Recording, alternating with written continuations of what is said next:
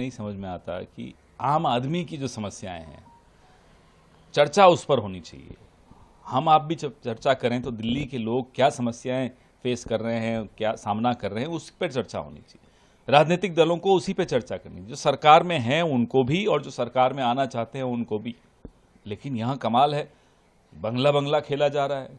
कोई खाली डब्बे लेकर बैठ जाए या भरे डब्बे लेकर बैठ जाए और कैमरा के सामने आ जाए। क्या हो रहा है इस शहर में? क्या कैमरा के सामने आ जाए? क्या हो रहा है इस शहर में? क्या लोगों को कोई रुचि है इस चीज में? देखिए सर, ये सवाल मैं आपसे इसलिए पूछा कि मुख्यमंत्री ऑफिस, मुख्यमंत्री आवास के बहुत करीब आप रहे हैं। जब एक मुख्यमंत्री आवास खाली करता है तो चाबी पीडब्ल्यूडी को सौंपी जाती है या नहीं सौंपी जाती? बिल्कुल हैंडओवर होता है बाकायदा। आपने देखा जब राहुल जी ने भी अपना घर खाली किया था 12 तुगलक लेन, तो सबके सामने पूरा चाबी हैंडओवर कर दी। नो ड्यूज होता है, हैंडओवर कर दिया जाता है, खत्म। उसके बाद रिश्ता आपका उस बंगले से खत्म हो जाता है। दूसरा सवाल सर ये है कि जो अनुमान था, जो एग्जिट पोल था, उसके हिसाब से जीत के मुहाने पर खड़ी कांग्रेस हरियाणा चुनाव गंवा दी। कारण क्या है? जो बातें कही जा रही है कि पार्टी लीडर्स जो है वो अपना इंटरेस्ट पार्टी से ऊपर रखे। अभी देखिए, इसमें तो पार्टी के भीतर चर्चाएं होंगी, पार्टी के भीतर व्यवस्थाएं बनी हुई हैं।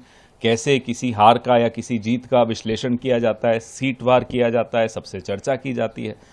यूं बाहर कयास लगाना कि अंदर क्या बैठक में हुआ होगा, मुझे नहीं लगता वो उचित होता है या सही होता है।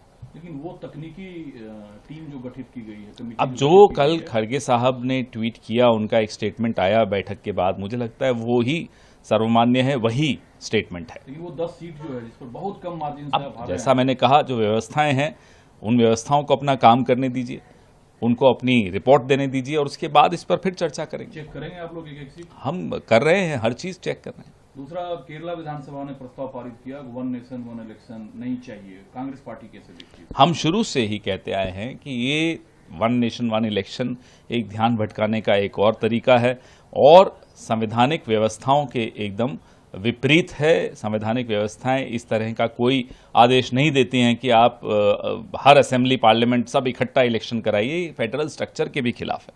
जयप्रकाश नारायण जयंती पर जयप्रकाश नारायण की मूर्ति को माल्यार्पण करने को लेकर अखिलेश यादव को ये कहकर रोका गया है कि वो जगह निर्माणाधीन है, वो जेड प्लस सुरक्षाधारी है, वहां उनका आना सुरक्षा के लिहाज से ठीक नहीं है। मुझे नहीं समझ में आता कि किसी भी जगह जहां लोकतंत्र हो वहां कोई अपनी श्रद्धांजलि तक देने नहीं जा सकता। ये कैसे हो सकता है? आप थोड़ा डूज एंड डोंट्स बता दीजिए कि साहब इस तरह से जाइए ताकि वहां की जो कंस्ट्रक्शन हो रहा है उसको दिक्कत न आए, वो अलग बात है। लेकिन आप किसी को रोक देंगे, उनके घर के बाहर पुलिस लगा देंगे, घेराबंदी कर देंगे, ये कहां का लोकतंत्र है? तो तेलंगाना के मुख्यमंत्री ने कहा है कि बीआरएस सरकार को गिराना चाहती है। भाजपा ने कर्नाटक में आरोप लगाया कि दशहरे के बाद भ्रष्टाचार के आरोप का सामना कर रहे मुख्यमंत्री सिद्धारमैया इस्तीफा दे। दक्षिण के राज्य हैं, भाजपा को हमसे ज्यादा मालूम है हमारे मुख्यमंत्री इस्तीफा देंगे या नहीं।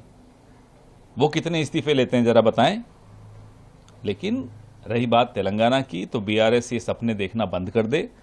अब उनको दशकों लग जाएंगे फिर से सत्ता में आने के लिए, और अगर वो भारतीय जनता पार्टी के लिए कुछ ऐसा करना चाह रहे तो फिर भी सपने देखना बिल्कुल बंद कर दें। ये नहीं होने वाला है।